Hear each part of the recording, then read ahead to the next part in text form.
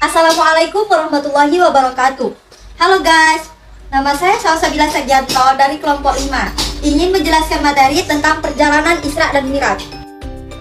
Jadi, pengertian Isra dan Mi'raj adalah dua bagian perjalanan Nabi Muhammad SAW dalam satu malam saja. Allah Subhanahu wa Ta'ala mengangkat Nabi Muhammad SAW ke langit ketujuh untuk memerintahkan sholat dari 50 waktu menjadi 5 waktu sholat. Perjalanan Nabi Muhammad SAW dari Masjidil Haram ke Masjidil Aqsa. Nabi Muhammad SAW ke langit ketujuh menggunakan buraq. Dalam perjalanan Nabi Muhammad SAW ke langit ketujuh itu tidak mudah dan tidak gampang. Persinggahan Nabi Muhammad SAW pada waktu itu yang pertama adalah di kota Madinah, yang kedua adalah di Bukit Tursina, dan yang ketiga adalah ke Baitul Ham, dan yang keempat adalah Baitul Muqaddis. Jadi perjalanan Nabi Muhammad SAW itu tidak gampang. Pada waktu itu Nabi Muhammad SAW menemui beberapa nabi dan penjaga langit. Yang di langit pertama ia berjumpa dengan Nabi Adam alaihissalam, dan yang di langit kedua ia menjumpai Nabi Isa dan Nabi Yahya alaihissalam, dan di langit yang ketiga ia menjumpai Nabi Yusuf alaihissalam. Di langit keempat ia menjumpai Nabi Idris alaihissalam. Yang kelima ia menjumpai Nabi Harun alaihissalam. Yang keenam ia menjumpai Nabi Musa alaihissalam, dan yang ketujuh ia menjumpai Nabi Ibrahim alaihissalam.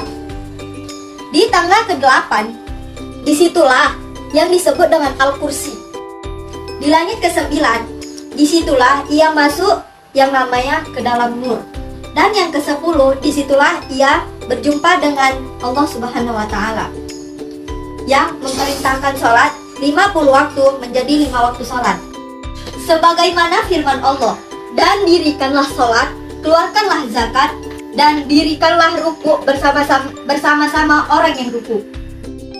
Di langit ke-10, disitulah Nabi Muhammad SAW dapat melihat rupa Jibril yang sebenarnya.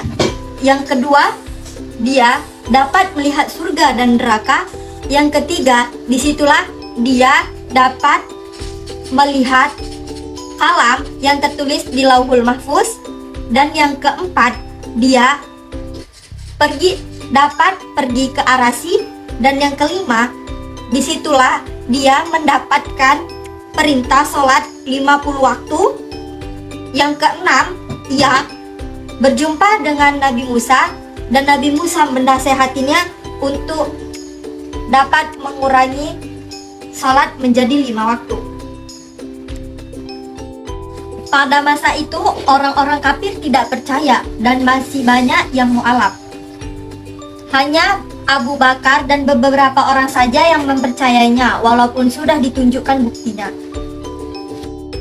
Jadi, pengajaran Isra dan Mi'raj adalah yang pertama, dapat membuktikan kebesaran Allah Subhanahu wa Ta'ala. Yang kedua, dapat menggambarkan kehidupan dunia dan balasan di akhirat. Yang ketiga adalah dapat menguji keimanan dan keakidah. Yang keempat adalah berwaspada dengan godaan syaitan. Yang kelima adalah sholat kemunajat ibadah. Dan yang terakhir adalah banyaklah munasabah.